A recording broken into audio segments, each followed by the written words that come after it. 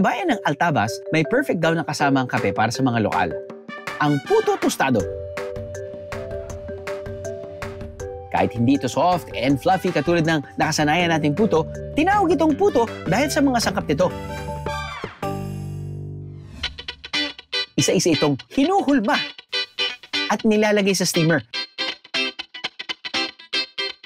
Pagkatapos, pwede na itong tustahin. Kailangan mabilis din yung pagbabalit-balit ba ng baliktad. Opo. Kasi hindi yung talagang antayin mo masunog. Kasi pangit to kasi pag nasunog, ano siya? Bukod po sa pag-grill, pwede po bang i-microwave? Pangit? Hindi ka kaganda? Hindi rin. I-pan fry? Hindi rin po. Iba ho kasi yung lasa na talagang ito yung proseso. No. Parang natanggalan ako ng ipin ah. Yan. Oh. Yan.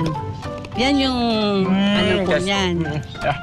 Hanggang hindi po siya naanuhan ng ano, kumbaga, hindi siya nahahanginan, mas masarap po siya. Yun po yung ano nito. Kaya habang matagal siya, walang problema. Kahit itago mo yan sa ataol mo, walang hangin, hindi nasingaw. Yan ang ano niya. Okay. Ayun oh. Get ko na.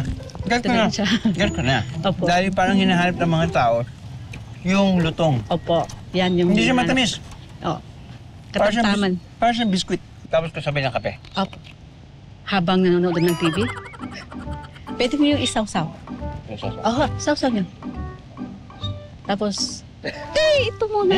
Oh, yan oh. Ito muna. Oh, sawsaw niyo. Oh, yan. Tapos sabay inom ng kape. Oh, di ba? Ayun pala yun. Kala ko sasasoyin mo lang kasi inom ka ng kape.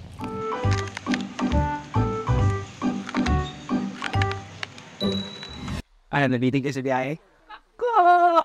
All you gotta do is just subscribe to the YouTube channel of GMA Public Affairs and you can just watch all the Behind the Drew episodes all day, forever in your life. Let's go! Yeehaw!